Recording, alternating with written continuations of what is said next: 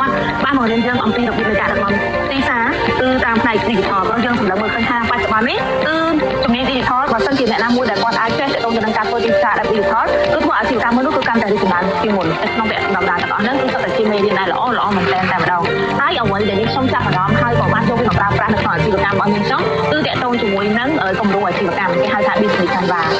តកតងទៅនឹង business canvas គឺជាគម្រោងអាជីវកម្មមួយដែលល្អមែនទែនតែម្ដងនៅពេលដែលយើងបានរៀនសូត្រវាហើយពីចំណុចនេះទៅក្នុងការធ្វើគឺធ្វើឲ្យយើងងាយស្រួលក្នុងការដឹកនាំអាជីវកម្មខ្លាំងមែនទែនតែម្ដងម្ចាស់អាជីវកម្មមួយចាំបាច់បំផុតត្រូវតែមានគំរូអាជីវកម្មព្រោះគំរូអាជីវកម្មគឺជាផ្លូវមួយដែលអាចដឹកនាំអាជីវកម្មរបស់យើងទៅរកភាពរីកចម្រើនបានប្រសិនបើម្ចាស់អាជីវកម្មអត់ចេះពីរបៀបនៃការធ្វើគំរូអាជីវកម្មទេប្រកបណាស់គឺយើងស្រាវជ្រាវក្នុងការដើរទៅរកផ្លូវដែលរីកចម្រើននឹងគឺវាយូរតែបើយើងមានគំរូអាជីវកម្មមួយដែលច្បាស់លាស់ហើយត្រឹមត្រូវយើងប្រកាសជាអាចជោគជ័យហើយលឿនប្រើរយៈពេលខ្លីក្នុងការជោគជ័យនិងរីកចម្រើនផងដែរចា៎ហើយក៏ខ្ញុំលើកទឹកចិត្តឲ្យក្រុមស្ត្រីដែលជាសហគ្រិនស្ត្រីដែលជាម្ចាស់អាជីវកម្មចង់ឲ្យអាជីវកម្មរបស់ខ្លួនមានភាពរីកចម្រើនដំណើរការទៅមុខដោយរលូនដើរដោយគេហៅថា